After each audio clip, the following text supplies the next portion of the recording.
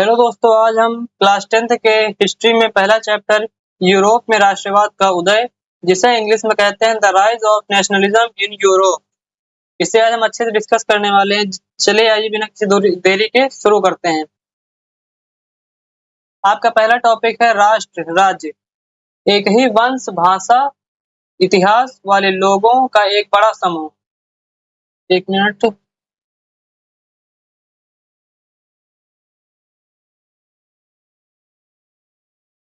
बड़ा समूह जो परिभाषित सीमाओं से घिरे एक क्षेत्र में निवास करता है और एक सरकार के अधीन एक समाज का निर्माण करता है, राष्ट्र कहलाता है। इसे सरल भाषा में हम राष्ट्र को जान सकते हैं ऐसे। राष्ट्र क्या होता है, ठीक है, आइए बताते हैं अच्छे से। एक ऐसा समूह जो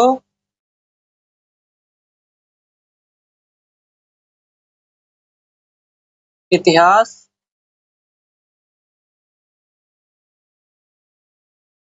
संस्कृति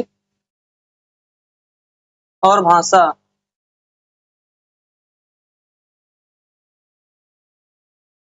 को मानने वाले लोगों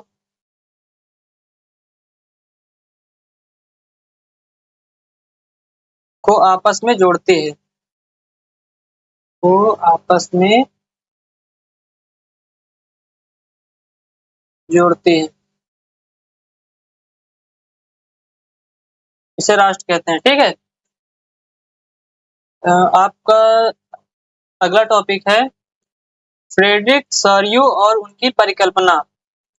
1848 में फ्रांसीसी कलाकार फ्रेडरिक सॉर्यू ने 4 प्रिंटों की एक श्रृंखला तैयार की, जिसमें उन्होंने लोकतांत्रिक और सामाजिक गणराज्यों से बनी दुनिया के अपने सपने को चित्रित किया, जैसा कि उन्होंने उन्हें नाम दिया था।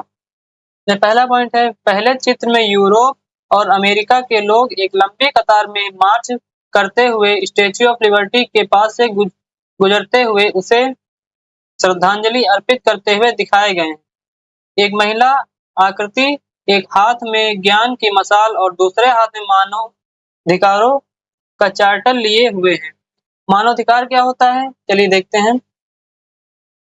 मानव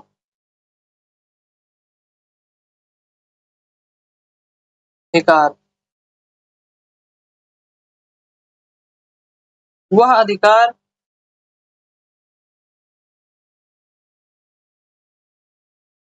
जो हर इंसान को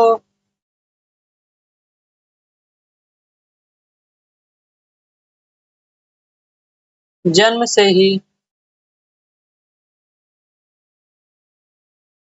बिना किसी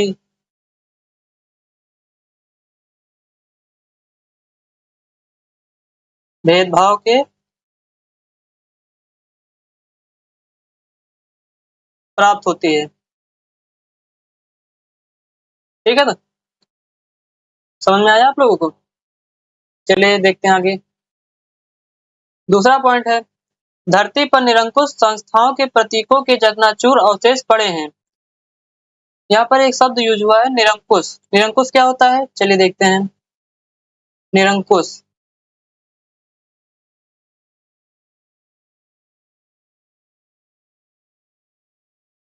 जिस पर किसी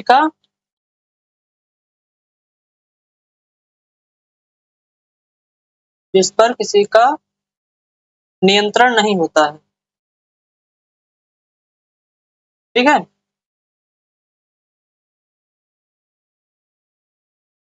जिस पर किसी का नियंत्रण ना हो उसे क्या कहते हैं, निरंकुश। यहाँ पे क्या दिया है, धरती पर निरंकुश संस्थाओं के प्रतीकों के चकनाचूर अवशेष पड़े हैं, ठीक है।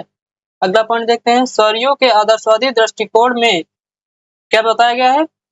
सौर्यों के आदर्शवादी दृष्टिकोण में दुनिया के लोगों को अलग अलग राष्ट्रों के रूप में वर्गीकृत किया गया है। राष्ट्रों को अलग अलग रूप में बांटा गया है। वर्गीकृत का मतलब है बांटा गया है। जिनकी पहचान एक झंडे और उनकी राष्ट्र वेशभूषा के माध्यम से की जाती है। ठीक है, अगला पॉइंट है जुलूस का नेतृत्व अमेरिका और स्विट्जरलैंड कर रहे हैं। उनके बाद फ्रांस और जर्मनी है। जर्मनी के बाद ऑस्ट्रिया, दो सिसिली का साम्राज्य, Lombardy, Poland, England, Ireland, Hungary और रूस है। यहाँ पर एक वर्ड यूज हुआ है जुलूस। जुलूस का अर्थ होता है, चलिए देखिए,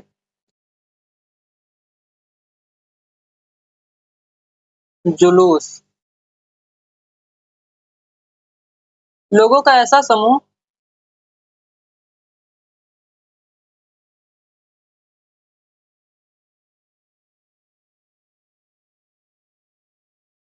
जो किसी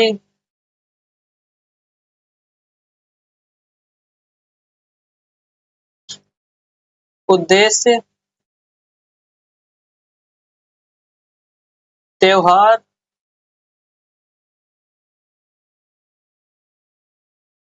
प्रदर्शन या समारोह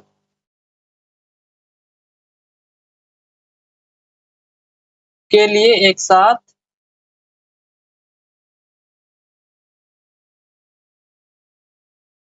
आगे बढ़ते हैं। ठीक है, आगे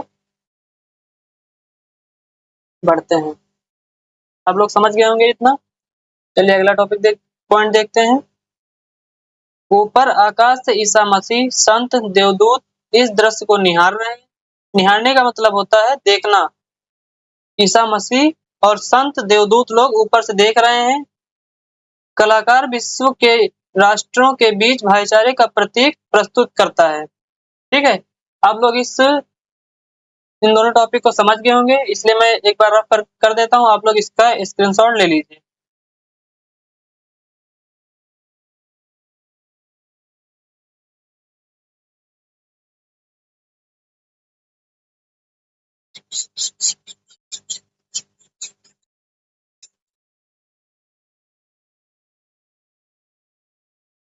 चलिए आप लोग इसका एक बार स्क्रीनशॉट लीजिए।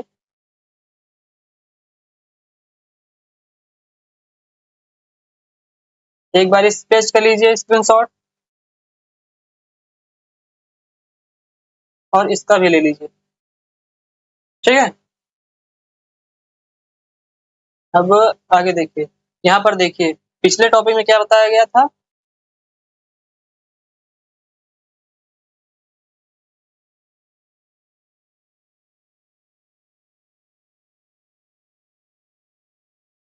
स्टेच्यू ऑफ लिबर्टी के पास से गुजरते हुए उसे श्रद्धांजलि अर्पित करते हुए दिखाया गया। ठीक है, वही आप यहाँ देख सकते हैं, ये है स्टेच्यू ऑफ लिबर्टी, इसके सामने से लोग गुजर रहे हैं। ठीक है, आइए अगला टॉपिक आपका है फ्रांसीसी क्रांति और राष्ट्र का विचार।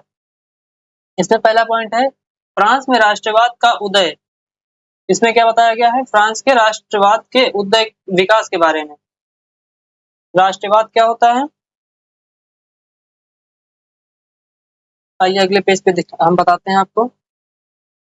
राष्ट्रवाद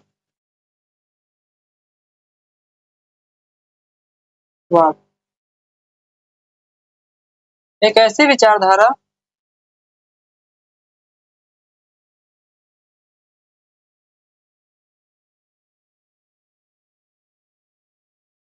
और भावना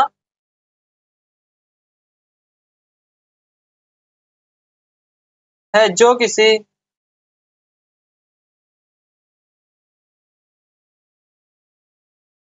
विशेष राष्ट्र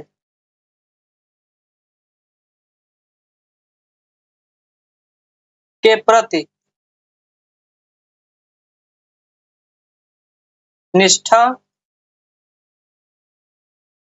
प्रेम और समर्पण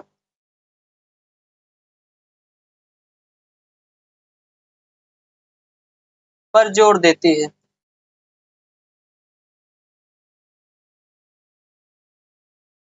तो क्या कहते हैं, राष्ट्रवाद। ठीक है, आप लोग इसे समझ गए होंगे। तो दूसरा पॉइंट है विभिन्न उपायों और प्रथाओं को लागू करने से फ्रांस के लोगों में सामूहिक पहचान की भावना पैदा हुई। प्रथा क्या है?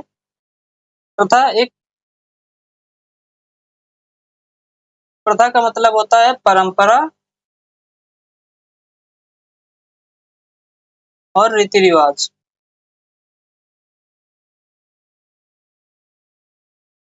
ठीक, क्या बताया गया है? विभिन्न उपायों और प्रथाओं को लागू करने से फ्रांस के लोगों में सामूहिक पहचान की भावना पैदा हुई। ठीक है, तीसरा पॉइंट क्या है? राजतंत्र और परिवर्तन। राजतंत्र का परिवर्तन और गणतंत्र की स्थापना, नई विधानसभा का गठन। यहाँ पे दो वर्ड यूज हुए हैं, एक हुआ है राजतंत्र और गणतंत्र। राजतंत्र और गणतंत्र को देखिए अच्छे से बताते हैं हम। राजतंत्र, राजतंत्र क्या होता है?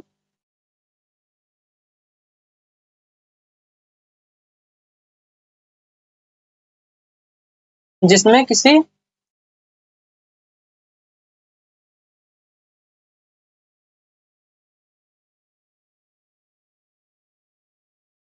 राजा के द्वारा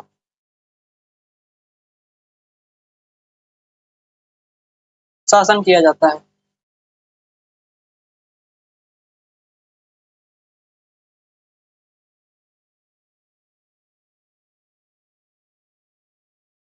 ठीक है, और गणतंत्र क्या है?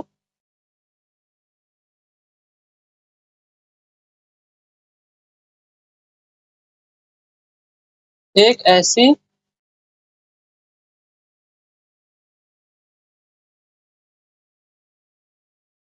प्रणाली है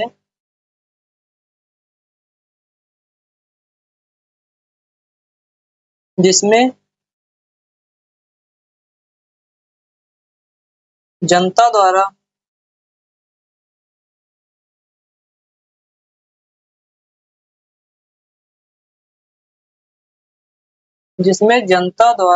एक मिनट, इसी पे सारा बताया जा रहा है, यहाँ पे रख कर देते हैं।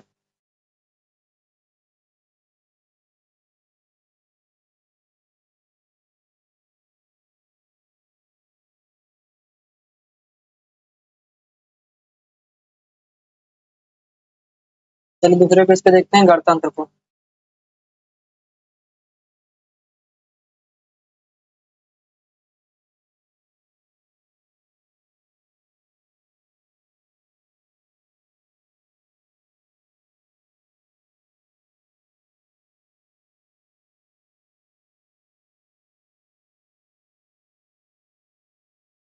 गणतंत्र, गणतंत्र क्या होता है? एक ऐसी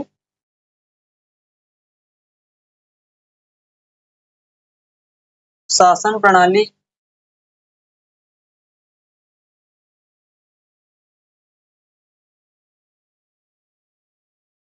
है जिसमें जनता द्वारा प्रत्यक्ष या अप्रत्यक्ष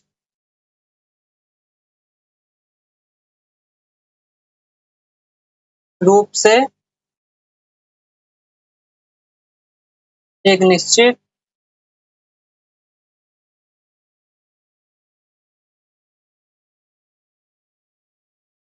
अवधि या समय कह सकते हैं के लिए चुना जाता है, के लिए चुना जाता है। ठीक है, अब लोग समझ गए होंगे इसे। चलिए आगे देखते हैं। चौथा पॉइंट क्या क्या लिखा है? नेपोलियन का उदय और उसके सुधार। क्रांतिकारियों ने यूरोप के अन्य लोगों को राष्ट्र बनने में मदद की। ठीक है, अब अगला टॉपिक क्या है आपका? यूरोप में राष्ट्रवाद का निर्माण। पहला पॉइंट दिया है, जर्मनी, इटली, स्विट्जरलैंड को राज्यों, रियासतों और छावनियों में विभाजित किया गया था। इन विभाजनों के अपने स्वायत्त शासक थे। इन तीनों जर्मनी, इटली, स्विट्जरलैंड को राज्यों में, रियासतों में और छावनियों में विभाजित किया गया था, जिनके अपने स्वायत्त शासक थे। स्वायत्त शासक मतलब होता है जो स्वयं का शासन कर स्वायत्त शासक का मतलब होता है स्वयं का शासन, जिसमें वह स्वयं निर्णय ले सके किसी भी चीज के लिए, किसी भी काम के लिए। उसे क्या कहते हैं? स्वायत्त शासक। ठीक है। और यहाँ क्या दूसरा पॉइंट क्या है? विभिन्न भाषाओं का उपयोग। उस समय वहां पर अलग अलग भाषाओं का उपयोग किया जाता था। अगला क्या है? मध्यम वर्ग का उदय। मध्यम वर्ग का उदय का मतलब क्या होता है? चलिए देखते हैं। मध्यम वर्ग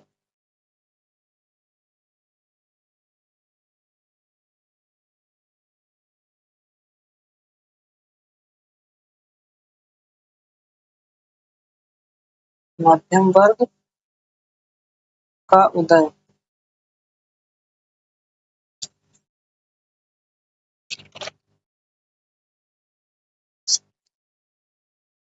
18वीं 19वीं शताब्दी में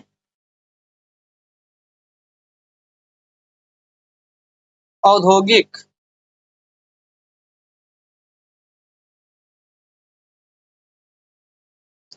क्रांति, आधुनिक शिक्षा,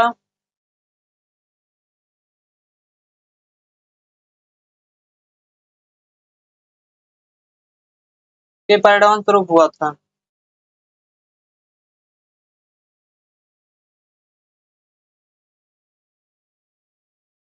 परिणाम स्वरूप हुआ था। मध्यम वर्ग का उदय किसकी वजह से हुआ था? 18वीं और 19वीं शताब्दी में औद्योगिक क्रांति और आधुनिक शिक्षा के परिणाम स्वरूप हुआ था। ठीक है। अगला पॉइंट क्या है? इंग्लैंड में औद्योगिकरण, श्रमिक वर्ग का उदय और उदारवाद। इंग्लैंड में जब औद्योगिकरण चल रहा था तब वहां पर श्रमिक वर्ग का उदय हुआ और उदारवाद। उदारवाद का मतलब क्या होता है? आजाद, किसी भी चीज से आजादी मिलना। ठीक है। अगला पॉइंट क्या है? 1815 के बाद नया संरक्षण और पारंपरिक संस्था का संरक्षण। 1815 के बाद नए संरक्षण का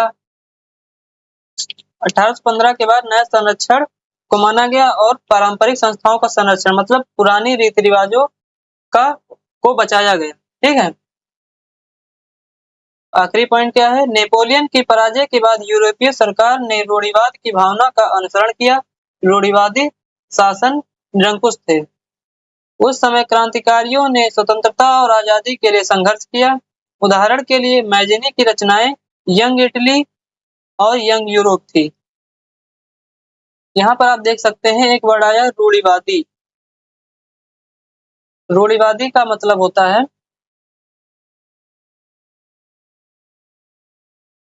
चलिए अगले पेज पे बताते हैं आपको। रूढ़िवादी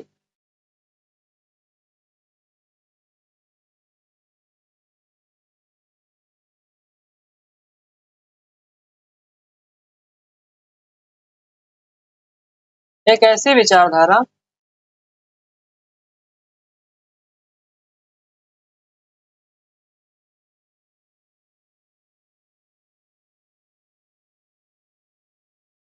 जो पुरानी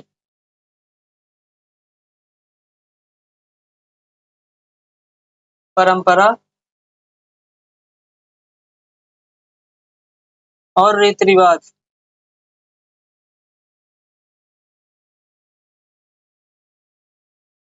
रीति रिवाज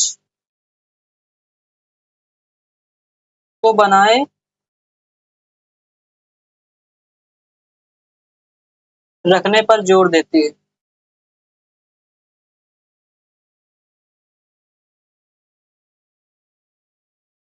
उन्हें क्या कहते हैं? रूढ़िवादी कहते हैं। एक एक ऐसी विचारधारा जो किसी जो पुरानी परंपरा और पुरानी रिवाजों को बनाए रखने के लिए पर जोर देती है, उन्हें क्या कहते हैं? रूढ़िवाद। आप लोगों ने इन दोनों टॉपिक को अच्छे से समझ लिया हो गया, इसलिए एक बार रफ कर देते हैं जिससे आप स्क्रीनशॉट ले सकें।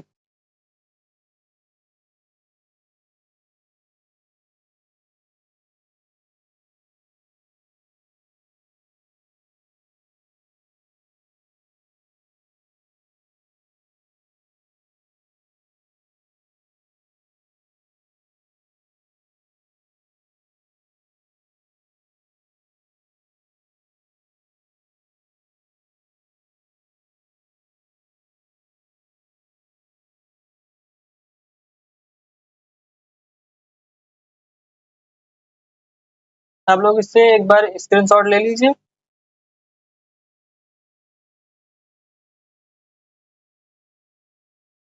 एक बार इसका ले लीजिए स्क्रीनशॉट, एक बार इसका भी, और एक इसका भी। ठीक है, चलिए आगे बढ़ते हैं। आपका अगला टॉपिक है क्रांतियों का युग 1830 से 1848। चलिए देखते हैं इसमें क्या है। जैसे जैसे रूढ़िवादी व्यवस्थाओं ने अपनी ताकत को और मजबूत बनाने की कोशिश की, यूरोप के अनेक क्षेत्रों में उदारवाद और राष्ट्रवाद को क्रांति से जोड़कर देखा जाने लगा। क्या है? जैसे जैसे रूढ़िवादी व्यवस्थाओं ने मतलब पूरी पुरानी परंपरा और रीति रिवाज व्यवस्थाओं ने अपनी ताकत को मजबूत अपनी ताकत को और मजबूत करने की कोशिश की। ठीक है, यूरोप के अनेक क्षेत्रों में उदारवाद और राष्ट्रवाद को क्रांति से जोड़ कर देखा जाने लगा। इटली और जर्मनी के राज्य, ऑटोमन साम्राज्य के सूबे, आयरलैंड और पोलैंड ऐसे ही कुछ क्षेत्र थे। इन क्रांतियों का नेतृत्व उदारवादी राष्ट्रवादियों ने किया, जो शिक्षित मध्यम वर्गीय विशिष्ट लोग थे। यहाँ पे जो क्रांति हुई थी उसका नेतृत्व कौन कर रहा था? उदारवादी राष्ट्रवादी। ये दोनों लोग मिलकर यहाँ की क्रांति का नेतृत्व कर रहे थे, जो क्या थे? एक शिक्षित मध्यम वर्गीय थे। इनमें प्रोफेसर, स्कूली अध्यापक, क्लर्क और वाणिज्य व्यापार में लगे मध्यम वर्ग के लोग शामिल थे। इनमें कौन कौन से लोग शामिल थे? प्रोफेसर, स्कूली अध्यापक, क्लर्क और वाणिज्य व्यापार वाले लोग। ठीक है, आगे के देखते हैं। प्रथम विद्रोह फ्रांस में जुलाई 1830 में हुआ। प्रथम विद्रोह कब हुआ था? जुलाई 1830 में। बुर्बो राजा, जिन्हें 1815 के बाद हुई रूढ़िवादी प्रतिक्रिया के दौरान सत्ता में बहाल किया गया था, उन्हें अब उदारवादी क्रांतिकारियों ने उखाड़ फेंका था।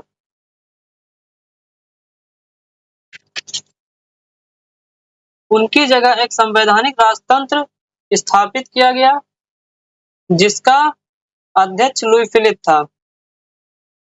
जब बुर्बो राजा जी ने 1815 के बाद हुई रूढ़िवादी प्रतिक्रिया के दौरान सत्ता में बहाल किया गया था, उन्हें अब उदारवादी क्रांतिकारियों ने उखाड़ फेंका था।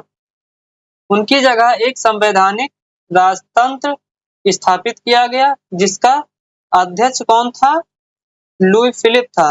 ये अक्सर पूछा जाता है एग्जाम में, इसलिए इसका नाम याद रखिएगा। संवैधानिक राजतंत्र का अध्यक्ष कौन था? लुई फिलिप था। मेटरनिख ने एक बार यह टिप्पणी की थी कि जब फ्रांस छींकता है तो बाकी यूरोप की सर्दी जुकाम हो जाता है। मेटरनिख ने क्या कहा था? मेटरनिख ने कहा था जब फ्रांस छींकता है तो बाकी यूरोप की सर्दी जुकाम हो जाता है। यह लाइन सबसे इंपॉर्टेंट है, इसलिए आप इसे जरूर याद रखेंगे। जुलाई क्रांति से ब्रसेल्स में भी विद्रोह भड़क गया, जिसके फलस्वरूप United Kingdom of the Netherland से अलग हो गया। जुलाई में हुई क्रांति से ब्रसेल्स में भी विद्रोह भड़क गया था। ब्रसल्स क्या है? एक देश है जिसमें विद्रोह भड़क गया था, जिसके फलस्वरूप यूनाइटेड किंगडम ऑफ नीदरलैंड भी अलग हो गया था। ठीक है, आप लोग इसे अच्छे समझ गए होंगे, इसलिए एक बार इसे रफ कर देते हैं और आप लोग इसका स्क्रीनशॉट ले लीजिए।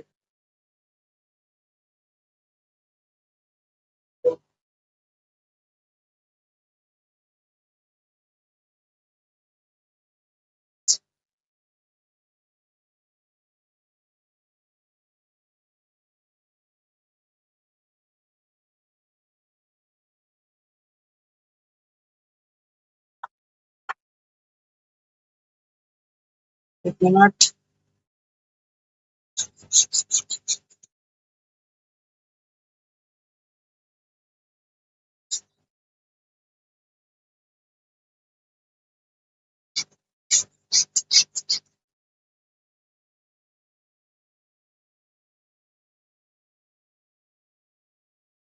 इसमें आप लोग, एक ये लाइन हो गई, और संवैधानिक राजतंत्र का अध्यक्ष लुई फिलिप, ये दो बातें आपको याद रखनी बहुत जरूरी है। चलिए स्क्रीनशॉट ले लीजिए आप इसका। चलिए आगे बढ़ते हैं। आपका अगला टॉपिक है 1848 उदारवादियों की क्रांति। सन 1848 में जब अनेक यूरोपीय देशों में गरीबी, बेरोजगारी और भुखमरी से ग्रस्त किसान मजदूर विद्रोह कर रहे थे, तब उनके साथ समानांतर, मतलब उनके साथ पढ़े लिखे मध्यम वर्ग की एक क्रांति भी हो रही थी। ठीक है, फरवरी 1848 की घटनाओं से राजा को गद्दी छोड़नी पड़ी। जब 1848 फरवरी 1848 में जब घटना हुई थी, उसके बाद ने वहां के राजा ने अपनी गद्दी क्या छोड़ दी थी, और एक गणतंत्र की घोषणा की गई जो सभी पुरुषों के सार्वजनिक मताधिकार पर आधारित था। यूरोप के अन्य भागों में जहां अभी तक स्वतंत्र राष्ट्र राज्य अस्तित्व में नहीं आए थे, जैसे जर्मनी, इटली, पोलैंड, ऑस्ट्रो-हंगेरियन साम्राज्य, वहां के उदारवादी मध्य वर्ग के स्त्री पुरुष ने संविधानवाद की मांग को राष्ट्र एकीकरण की मांग से जोड़ दिया। यहाँ पर क्या है? संविधानवाद। संविधानवाद को हम समझते हैं क्या होता है। संविधान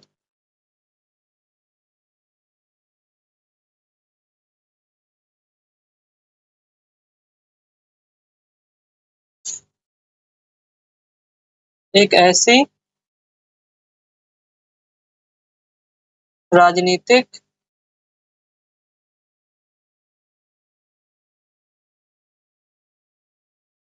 राजनीतिक व्यवस्था है जिसमें सरकार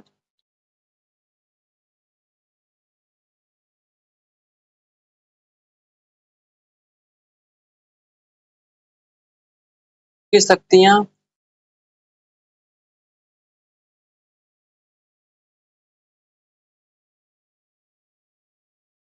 संविधान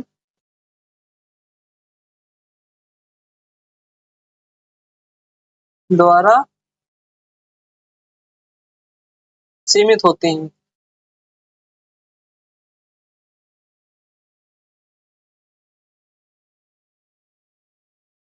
संविधानवाद का मतलब क्या है? यहाँ पर एक ऐसी राजनीतिक व्यवस्था है जिसमें सरकार की शक्तियां संविधान द्वारा सीमित होती हैं। मतलब यहाँ पर कोई भी सरकार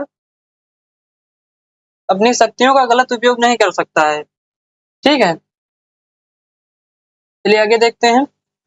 उन्होंने बढ़ते जन असंतोष का फायदा उठाया और एक राष्ट्र राज्य के निर्माण की मांगों को आगे बढ़ाया। यह राष्ट्र राज्य संविधान, प्रेस की स्वतंत्रता और संगठन बनाने की आजादी जैसे संसदीय सिद्धांतों पर आधारित है। ठीक है, आप लोग इसे समझ गए होंगे अच्छे से, इसलिए हम रफ कर देते हैं और आप इसका स्क्रीनशॉट ले लीजिए।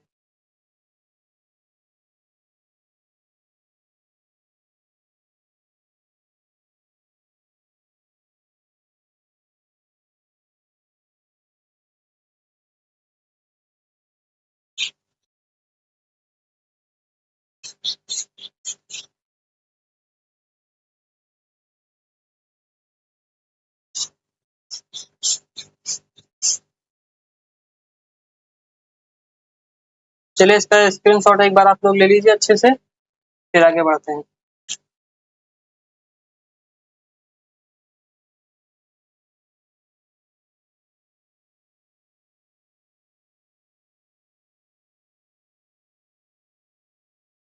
आपका अगला टॉपिक है जर्मनी का एकीकरण। एक मिनट पीछे देखते हैं, यहाँ पर क्या है, मिटल गया है, संविधान द्वारा सीमित होती हैं। एक बार इसका भी स्क्रीनशॉट ले लीजिए आप लोग, ताकि आप पिछले टॉपिक को अच्छे से समझ सकें। चलिए आगे बढ़ते हैं। क्या है टॉपिक आपका?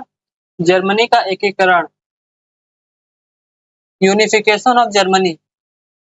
इसमें क्या है, 18वीं शताब्दी में जर्मनी कई छोटे बड़े राज्यों में बटा हुआ था, जिसके एकीकरण की प्रक्रिया मुख्य रूप से प्रसा के नेतृत्व में थी। 18वीं शताब्दी में जर्मनी छोटे बड़े राज्यों में बटा हुआ था, जिसके एकीकरण की प्रक्रिया मुख्य रूप से कौन कर रहा था? प्रसा। प्रसा क्या है? एक देश है जो जर्मनी के एकीकरण का मुख्य नेतृत्व कर रही थी। ठीक, इसमें क्या है, मध्यम वर्ग की कोशिश सन 1848, जर्मन जर्मन मध्यम वर्ग ने सन 1848 में फ्रैंकफर्ट संसद के माध्यम से एक निर्वाचित संसद द्वारा शासित राष्ट्र बनाने की कोशिश की, लेकिन राजा और सेना ने इसे दबा दिया। यहाँ पर क्या बताया गया है, जर्मन मध्यम वर्ग ने सन 1848 में फ्रैंकफर्ट संसद के माध्यम से एक निर्वाचित संसद द्वारा शासित राष्ट्र बनाने की कोशिश की थी। शासित राष्ट्र मतलब वहां पर जनता का शासन नहीं चल सकता था, सरकार का शासन चलता। ठीक है, लेकिन राजा और सेना ने इसे दबा दिया था।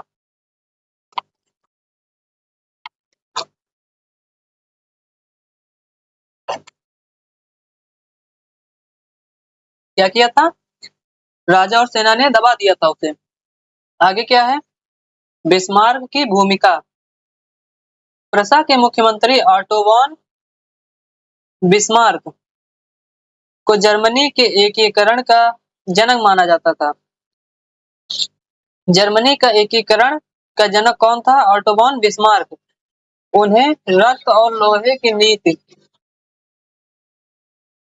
उन्होंने रक्त और लोहे की नीति अपनाई। ठीक, आगे क्या है, 3 युद्ध मतलब 7 वर्षों के दौरान प्रसा ने 3 युद्ध लड़े, ऑस्ट्रिया, डेनमार्क और फ्रांस के साथ। इन 3 युद्धों में प्रसा की जीत हुई और एकीकरण की प्रक्रिया पूरी हुई।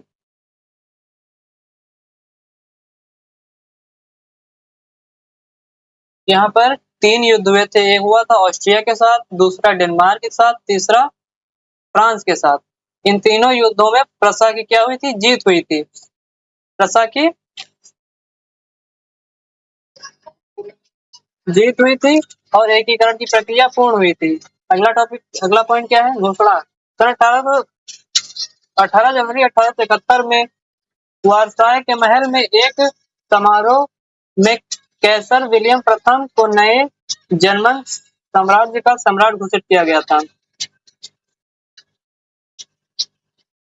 1871 सन 18 जनवरी 1871 में वर्साय के महल में एक समारोह में कैसर विलियम प्रथम को जर्मन का साम्राज्य का सम्राट घोषित किया गया। ठीक है, इसे एक बार रफ कर देते हैं और आप लोग स्क्रीनशॉट ले लीजिए।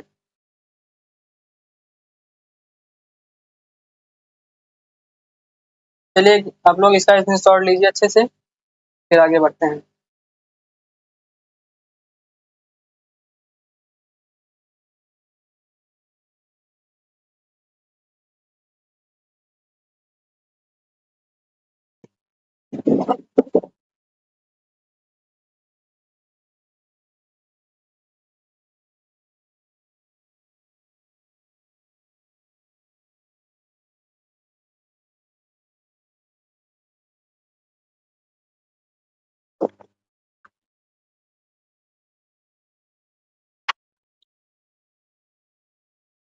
चलिए आगे बढ़ते हैं। यहाँ पर आप देख सकते हैं जर्मनी के एकीकरण का मैप पूरा दिया हुआ है। यहाँ ये प्रसाद देश है, ठीक।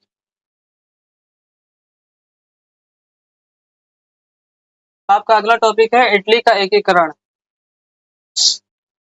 19वीं सदी के मध्य में इटली 7 राज्यों में बटा हुआ था। केवल एक राज्य सार्डिनिया पिडमोंट पर इतालवी राजघराने का शासन था। इटली के एकीकरण में 4 प्रमुख नायकों का योगदान था।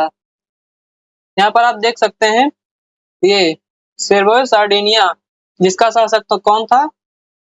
राजघराने के शासन थे।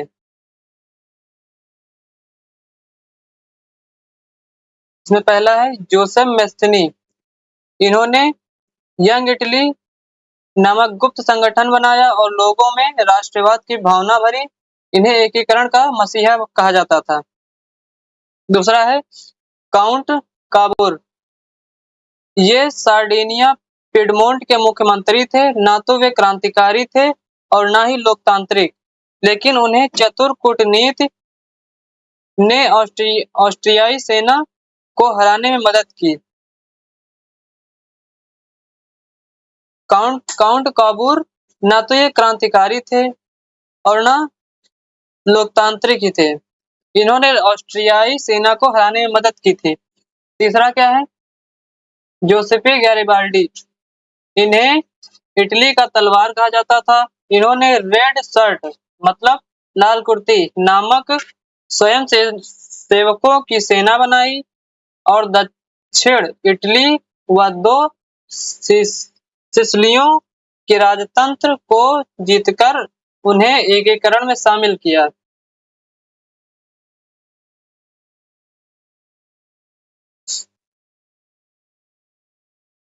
जोसेफ गैरिबाल्डी ने क्या किया?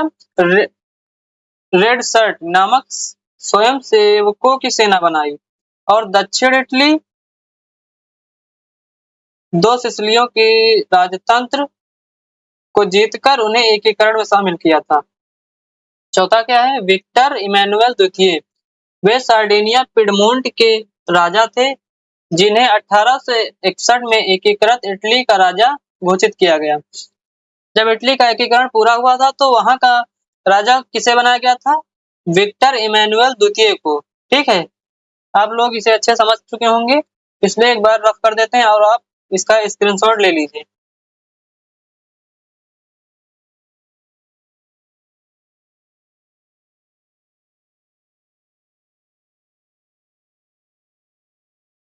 चलिए इसका स्क्रीनशॉट आप लोग ले लीजिए एक बार, तो आगे बढ़ते हैं। यहाँ पे आप देख सकते हैं इटली के पूर्व एकीकरण के पूर्व इटली के राज्य सन 1858 में, और यहाँ पर देख सकते हैं इटली का एकीकरण के बाद इटली। नक्शे में एकीकृत राज्यों के वर्षों को दर्शाया गया है। यह मैप दिखाया गया है इटली के एकीकरण के से पहले का है, और ये वाला है इटली का एकीकरण पूर्ण होने के बाद। ठीक है, चलिए आगे देखते हैं दोस्तों। आपका अगला टॉपिक है राष्ट्र की दृश्य कल्पना। राष्ट्र की दृश्य कल्पना का मतलब क्या है?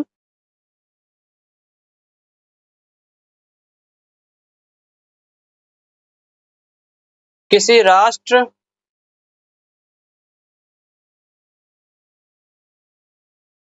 को एक इंसान या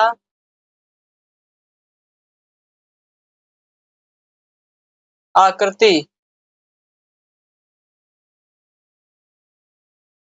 के रूप में दिखाना।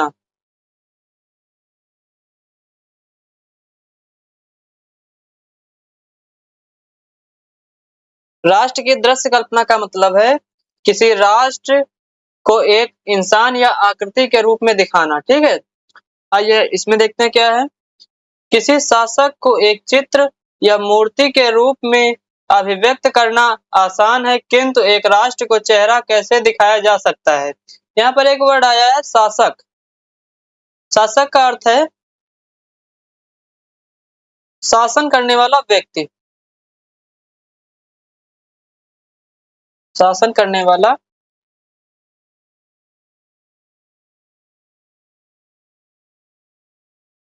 व्यक्ति, जिसे इंग्लिश में कहते हैं रूलर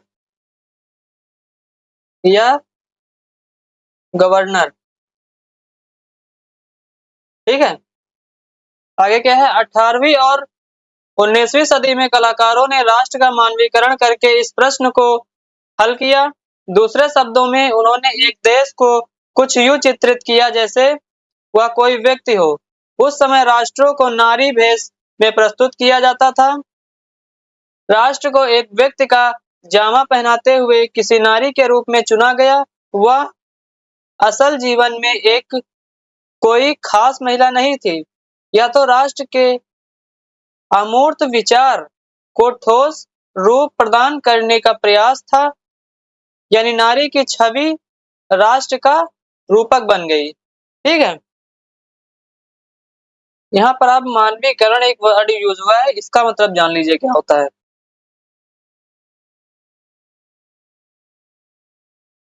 मानवीकरण,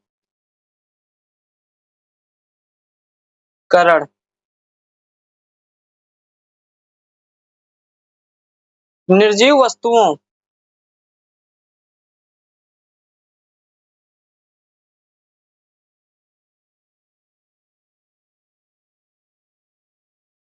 अमूर्त विचारों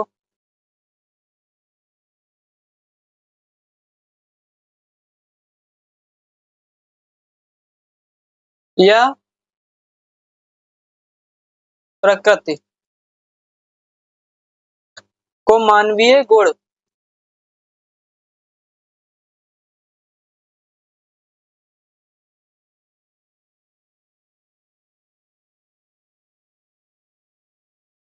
भावनाएं और क्रियाएं प्रदान करता है।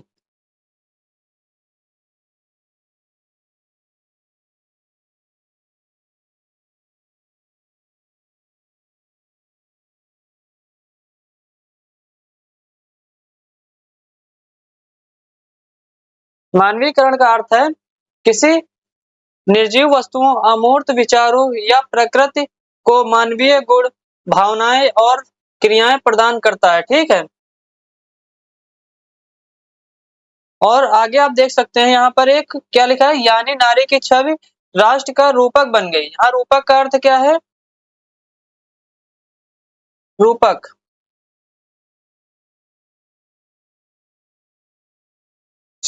एक ऐसी कलात्मक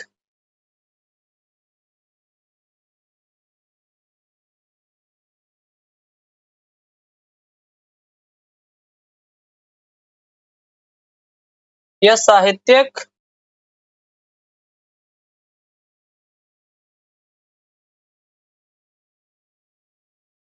अभिव्यक्ति से है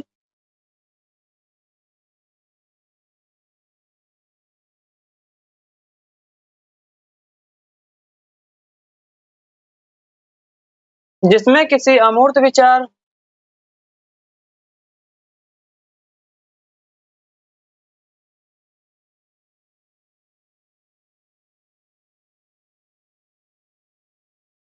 जिसमें किसी अमूर्त विचार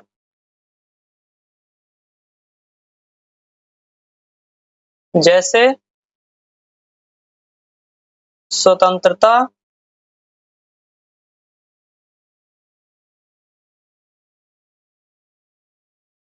राष्ट्रवाद,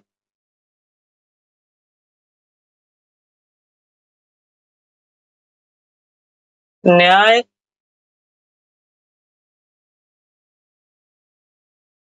या शांति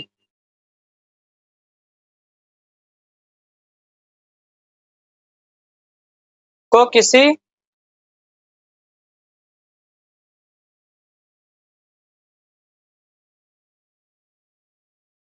व्यक्ति, वस्तु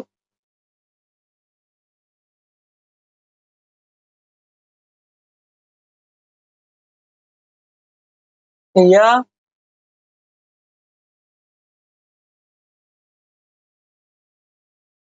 घटना के माध्यम से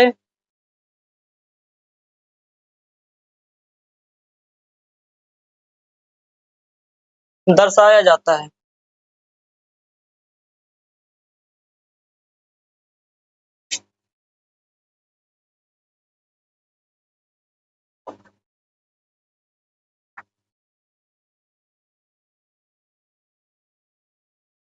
ठीक है। रूपक का अर्थ है एक ऐसी कलात्मक या साहित्यिक अभिव्यक्ति से है जिसमें किसी अमूर्त विचार जैसे स्वतंत्रता, राष्ट्रवाद, न्याय या शांति को किसी व्यक्ति, वस्तु या घटना के माध्यम से दर्शाया जाता है। ठीक है। आइए आगे देखते हैं। आपको याद होगा कि फ्रांसीसी क्रांति के दौरान कलाकारों ने राष्ट्रवाद, न्याय और गणतंत्र जैसे विचारों को व्यक्त करने के लिए नारी रूपक का प्रयोग किया। इसका प्रयोग किया, नारी रूपक का। इन आदर्शों को विशेष वस्तुओं या प्रतीकों से व्यक्त किया गया था। जैसा कि आपको याद होगा, स्वतंत्रता का प्रतीक लाल टोपी या टूटी जंजीर है और इंसाफ को आमतौर पर एक ऐसी महिला से प्रतीकात्मक रूप से व्यक्त किया जाता है जिसकी आंखों पर पट्टी बंधी हुई है। क्या बंधी है? पट्टी बंधी हुई है और वह तराजू लिए हुए है। आप लोग इस टॉपिक को अच्छे से समझ गए होंगे, इसलिए मेरे रफ करने के बाद आप लोग इसका स्क्रीनशॉट ले लीजिए।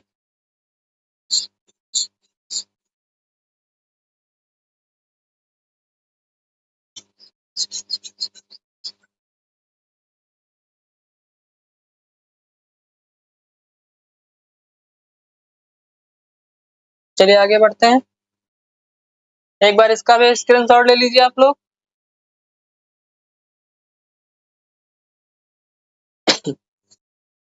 आपका अगला टॉपिक है, यहाँ क्या लिखा है, नीचे दिए गए बिंदुओं के माध्यम से विस्तार से समझें। इसमें आपका पहला टॉपिक है फ्रांस की मारियान। फ्रांस की मारियान का क्या मतलब है, आइए बताते हैं आपको। फ्रांसीसी गणराज्य, फ्रांसीसी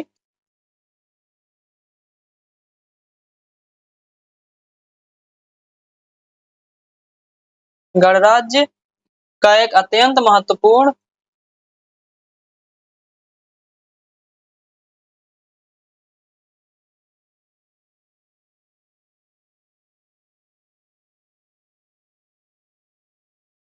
और ऐतिहासिक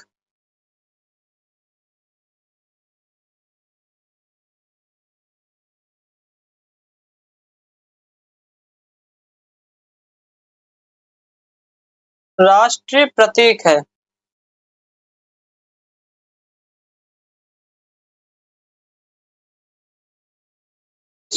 फ्रांस की मारियान का मतलब है फ्रांसीसी गणराज्य का एक अत्यंत महत्वपूर्ण और ऐतिहासिक राष्ट्रीय प्रतीक है। ठीक है।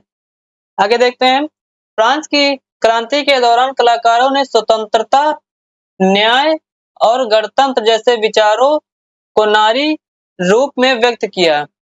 फ्रांस में इस लोकप्रिय ईसाई का नाम मारियान का उपयोग किया गया।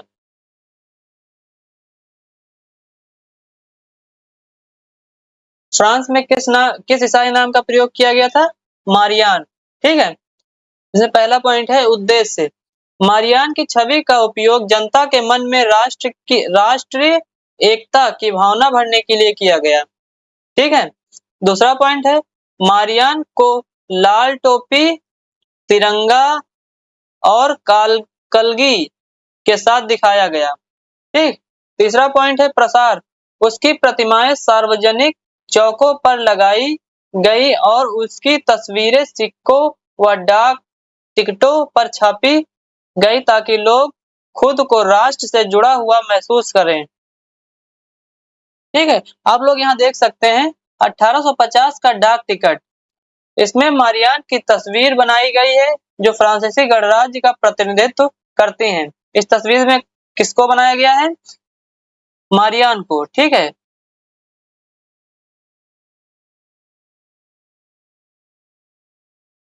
आप लोग इसे अच्छे से समझ गए होंगे। मेरे रफ करने के बाद आप लोग इसका स्क्रीनशॉट ले लीजिएगा अच्छे से।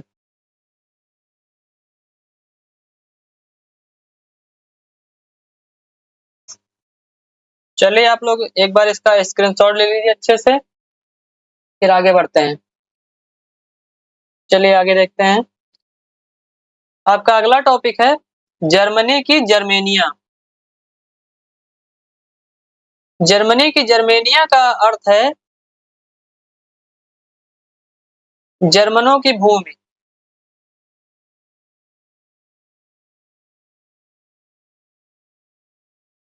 मतलब जर्मन में रह रहे लोगों की जो भूमि होती है उसे क्या कहा गया? जर्मेनिया।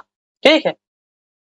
जर्मनी में राष्ट्र के रूप में जर्मेनिया को चुना गया। जर्मनी के एकीकरण के समय यह बहुत प्रसिद्ध हुई। पहला पॉइंट है इसमें पहचान। जर्मेनिया को अक्सर बलूत के पत्तों का मुकुट पहने दिखाया जाता है।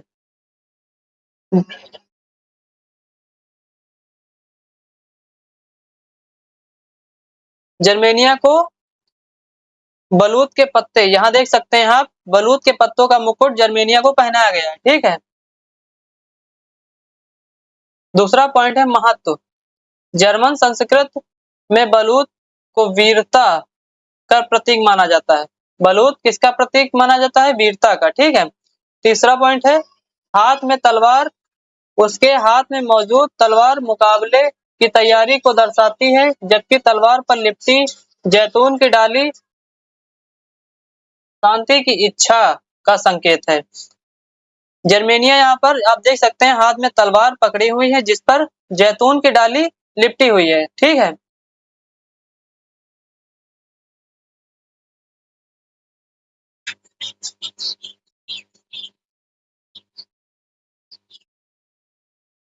चलिए आप लोग इसका एक बार अच्छे से स्क्रीनशॉट ले लीजिए। आगे देखते हैं दोस्तों। यहाँ क्या है? प्रमुख प्रतीकों के अर्थ, सिंबल्स एंड मीनिंग्स। पहला क्या है? टूटी हुई जंजीर। इसका अर्थ क्या है? आजादी मिलना या बेड़ियों से मुक्ति। दूसरा क्या है? बाज छाप कवच। इंग्लिश में क्या है? Eagle breast plate. इसका अर्थ है जर्मन साम्राज्य की शक्ति का प्रतीक। तीसरा है बलूत की पत्तियों का मुकुट, जिसका अर्थ है बहादुरी और वीरता। ठीक है। चौथा है तलवार। इसका अर्थ है शत्रु से मुकाबले की तैयारी। और पांचवा है तलवार पर जैतून की डाली। इसका अर्थ बताया गया है शांति की चाह। और छठा काला लाल और सुनहरा तिरंगा। इसका अर्थ बताया गया है उदारवादी राष्ट्रवादियों का झंडा 1848 में। ठीक है। और आखिरी आखिरी पॉइंट है आपका उगते सूर्य की किरणें, जिसका अर्थ बताया गया है एक नए युग का आरंभ। ठीक है। इसे रफ कर देते हैं। आप लोग इसका स्क्रीनशॉट ले लीजिए ताकि अच्छे से पढ़ सकें घर पर आप लोग एक बार।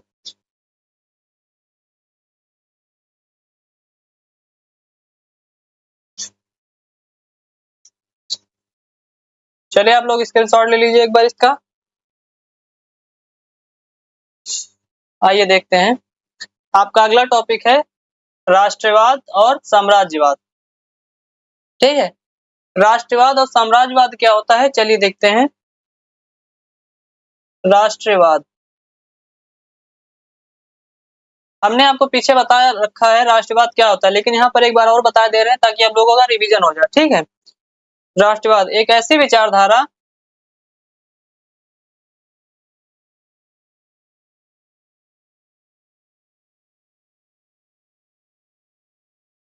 और भावना है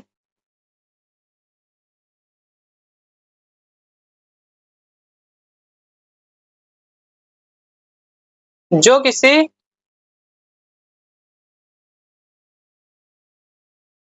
विशेष राष्ट्र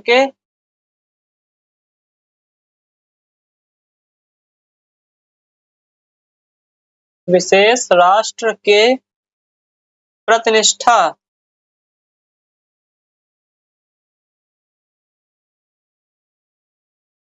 प्रेम और समर्पण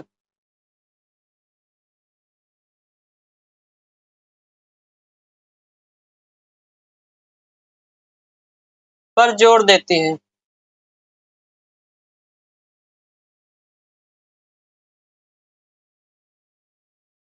राष्ट्रवाद का मतलब क्या बताया गया है? एक ऐसी विचारधारा और भावना है जो किसी विशेष राष्ट्र के प्रति निष्ठा, प्रेम और समर्पण पर जोर देती है। ठीक है। और आगे क्या बताया गया था? ये साम्राज्यवाद। चलिए साम्राज्यवाद के बारे में जान लेते हैं।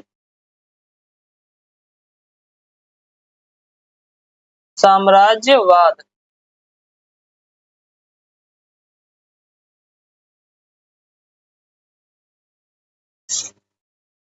अब रुक जाओ। यह वह विचारधारा है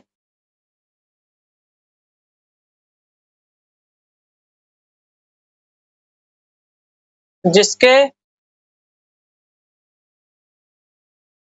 तहत एक शक्तिशाली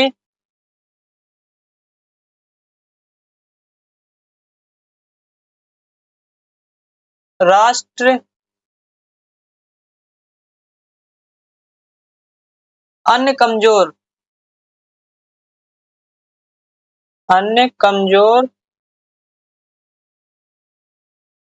देशों पर अपना प्रभुत्व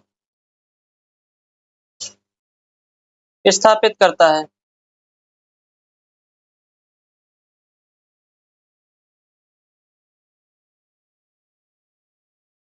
ठीक है। साम्राज्यवाद क्या है? यह एक विचारधारा है जिसके तहत एक शक्तिशाली राष्ट्र अन्य कमजोर देशों पर अपना प्रभुत्व स्थापित करता है। ठीक है। चलिए आगे देखते हैं। 19वीं सदी के अंतिम चौथाई तक राष्ट्रवाद का यह आदर्शवादी, उदारवादी, जनतांत्रिक स्वभाव नहीं रहा जो सदी के प्रथम भाग में था। अब राष्ट्रवाद सीमित लक्ष्यों वाला संकीर्ण सिद्धांत बन गया है। इस बीच के दौर में राष्ट्रवादी समूह एक दूसरे के प्रति अनुदार लेते चले गए और लड़ने के लिए हमेशा तैयार रहते थे। साथ ही प्रमुख यूरोपीय शक्तियों ने भी अपने साम्राज्यवादी उद्देश्यों के प्रति प्राप्ति के लिए अधीन लोगों की राष्ट्रवादी आकांक्षाओं का इस्तेमाल किया। ठीक है। आप लोग देख सकते हैं, एक बार पढ़िए।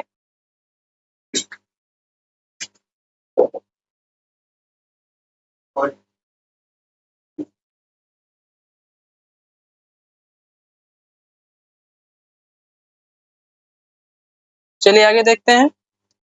1871 के बाद यूरोप में गंभीर राष्ट्रवादी तनाव का स्रोत बाल्कन क्षेत्र था। ठीक है। बाल्कन क्षेत्र क्या होता है? चलिए देखते हैं। बाल्कन क्षेत्र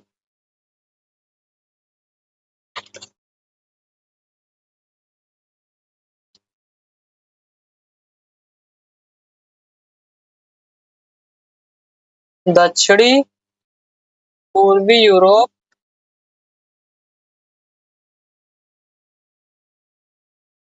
का एक भौगोलिक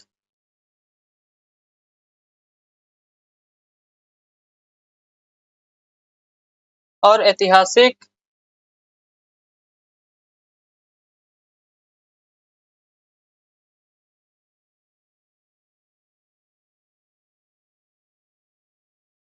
प्रायद्वीप है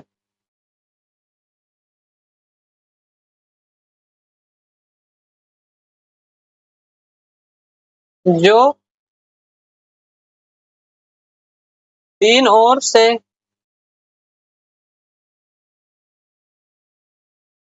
समुद्र से घिरा है।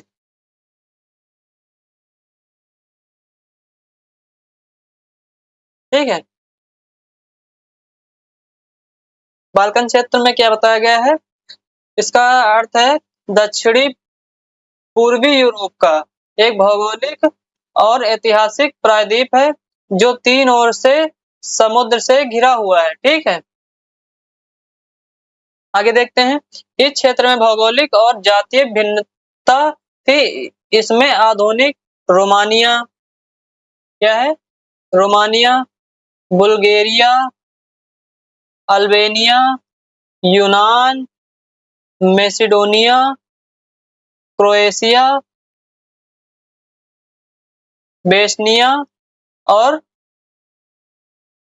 हर्जेगोविना, स्लोवेनिया, सर्बिया और मॉन्टेनेग्रो जैसे देश शामिल थे। ठीक है, क्षेत्र के निवासियों को आमतौर पर स्लाव पुकारा जाता था। वहां के जो क्षेत्र निवासी लोग थे, वहां के लोगों को आमतौर पर स्लाव के नाम से पुकारा जाता था। बाल्कन क्षेत्र एक बड़ा हिस्सा ऑटोमन साम्राज्य के नियंत्रण में था। बाल्कन क्षेत्र में रोमानी राष्ट्रवाद के विचारों के फैलने और ऑटोमन साम्राज्य के विघटन के स्थिति काफी विस्फोटक हो गई। 19वीं सदी के ऑटोमन साम्राज्य ने आधुनिकीकरण और आंतरिक सुधारों के जरिए मजबूत बनना चाहा था, किंतु इसमें से बहुत कम सफलता मिली। एक के बाद एक उसके अधीन यूरोपीय राष्ट्रीयताएं उसके चंगुल से निकलकर स्वतंत्रता की घोषणा करने लगी। बाल्कन लोगों ने आजादी या राजनीतिक अधिकारों के अपने दावों को राष्ट्रीयता का आधार दिया। उन्होंने इतिहास का इस्तेमाल यह साबित करने के लिए किया कि वे कभी स्वतंत्र थे, किंतु तत्पश्चात विदेशी शक्तियों ने उन्हें अधीन कर लिया। अतः बाल्कन क्षेत्र के विद्रोही राष्ट्रीय समूहों ने अपने संघर्षों को लंबे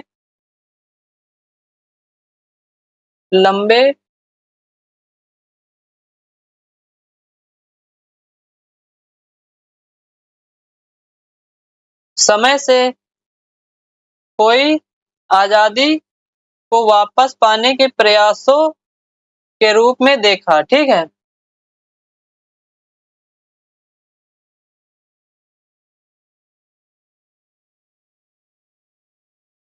आप लोग ये टॉपिक समझ गए होंगे अच्छे से, इसलिए एक बार रफ कर देते हैं और आप इसका स्क्रीनशॉट ले लीजिए।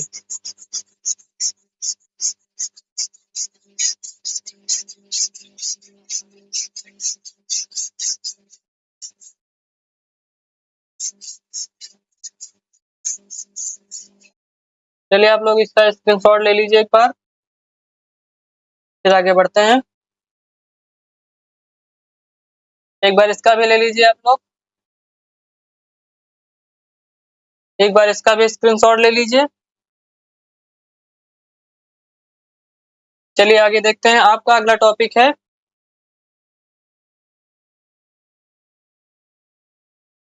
बाल्कन क्षेत्र। बाल्कन क्षेत्र अभी आपको पीछे बताया गया, यहाँ पर देख लीजिए।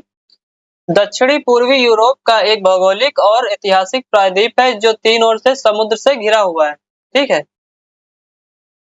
इसमें क्या है, यह यूरोप का सबसे तनावपूर्ण क्षेत्र था।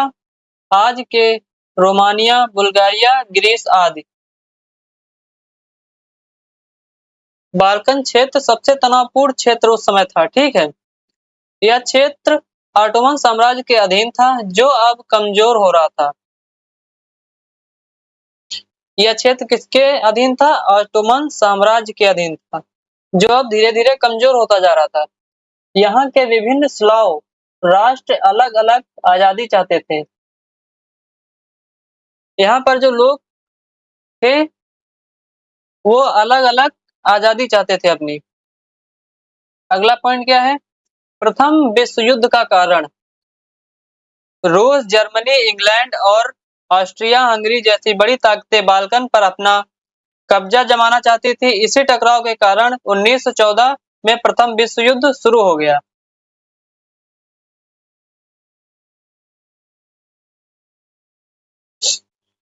बाल्कन क्षेत्र पर कौन कौन से देश कब्जा करना चाहते थे? रूस, जर्मनी, इंग्लैंड और ऑस्ट्रिया हंगरी जैसे बड़ी ताकतें बाल्कन क्षेत्र पर कब्जा करना चाहती थी। इसी वजह से 1914 में प्रथम विश्व युद्ध प्रारंभ हुआ, शुरू हुआ। ठीक है, यहाँ पर आप चित्र में देख सकते हैं ब्रिटिश साम्राज्य का यशगान करता एक मानचित्र। सबसे ऊपर फरिश्ते स्वतंत्रता का बैनर थामे दिखाई देते हैं। अग्रभाग में ब्रिटिश राष्ट्र का प्रतीक ब्रिटानिया विजय भाव के साथ भूमंडल के ऊपर बैठा है। उपनिवेशों को शेर, हाथी, वन और आदिम समुदाय की छवियों के जरिए दर्शाया गया है। दुनिया पर प्रभुत्व को ब्रिटिश राष्ट्र गौरव का विषय बताया गया है। ठीक है, एक बार रफ कर देते हैं, आप लोग इसका अच्छे से स्क्रीनशॉट ले लीजिए और यहीं पर आपका ये चैप्टर समाप्त होता है। Thank you for watching. आपको कल इस चैप्टर के 50 सबसे महत्वपूर्ण ऑब्जेक्टिव क्वेश्चन मिलेंगे, इसलिए आप लोग आने वाला अगला लेक्चर जरूर अटेंड करेंगे ताकि आप लोगों को जो 20 नंबर के ऑप्शनल आते हैं पेपर में उनको करने में आसानी हो। ठीक है, जय हिंद दोस्तों।